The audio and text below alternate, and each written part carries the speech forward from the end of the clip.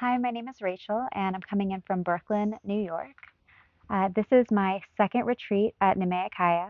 I came here last year for the first time with my partner, but this is my very first retreat with other women. And I pursued this retreat so I could really heal my sister wound. I realized that I had internalized a lot of misogyny over the course of my life, and it was showing up in my inability to develop deep, meaningful friendships with other women. And I also knew that because I am a woman, it was reflecting back in my relationship with myself. And so I wanted to really deeply understand and move forward and just see what new opportunities I could attract into my life as a result of that healing. And I got so much out of last year. My life completely changed after my first retreat. And so I knew that this was going to be the right thing once I started to get Mother Ayahuasca's call again. So this retreat is hands down the best thing I have ever done in my life. I could not have anticipated the level of closeness and the bonds that I would create both with the other women here, but also with the other facilitators. The space that Ariel and Candace hold is so beautiful, so sacred, and they do such a fabulous job both together and also in creating this beautiful container where women can be themselves and step into their goddess and love each other in a way that is so collaborative and loving and trusting and safe. And that is not an experience I have ever had with other women until coming here. We did, in addition to our ayahuasca ceremonies, we had integration sessions where we did a lot of sharing and bonding and getting to know each other and crying together. But we also did sensual embodiment work where we got to tap into our femininity and love ourselves and like touch ourselves and not in a sexual way, but just in a way that really allowed us to appreciate ourselves. And it was so beautiful to feel that because I think, especially as women, we go into the world and so, from such an early age, we're sexualized. And it's hard to see ourselves as something worthy of appreciation when we are by ourselves.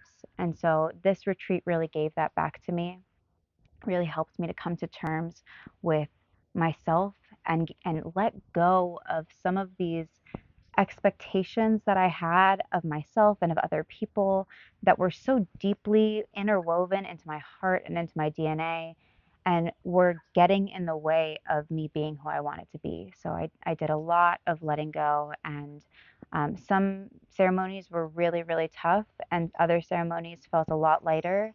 But no matter how challenging the ceremony felt, I knew it was the most beautiful thing I could go through, and I knew that the sequence of the ceremonies and the sequence of the events that were scheduled were perfectly in harmony with what my body needed in order to continue to release in a way that felt supported. The entire time, by the way, I just felt so loved, so safe, so honored for my individuality and for all of the uniqueness I bring to the table. And I quite literally feel like I have best friends and sisters for life. Like I'm eager to go home and see my partner, and I'm also like so sad to leave these women because I just love them so much with so like they're just so embedded in my being now. And so yeah, I'm so grateful to have had the opportunity to do this. I'm so grateful that I listened to the calling.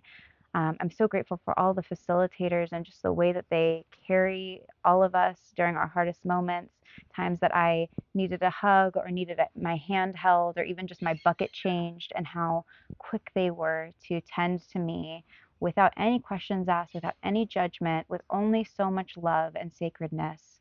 To the maestras who just showed up and gave their all every single ceremony and were so nurturing, and the plant baths and just the love that they shared. We got a chance to also sit with the maestras and learn some icaros, and again, like there's just the schedule was so it was so perfect.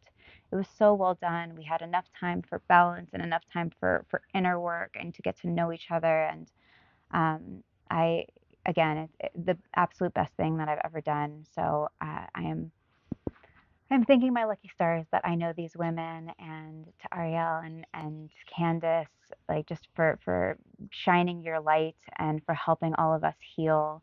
And yeah, so I hope that this, if you're feeling the calling, I hope that this is just a good reminder to really listen to that and to lean into that, because the version of you that you're going to be on the other side may be unrecognizable in the best way.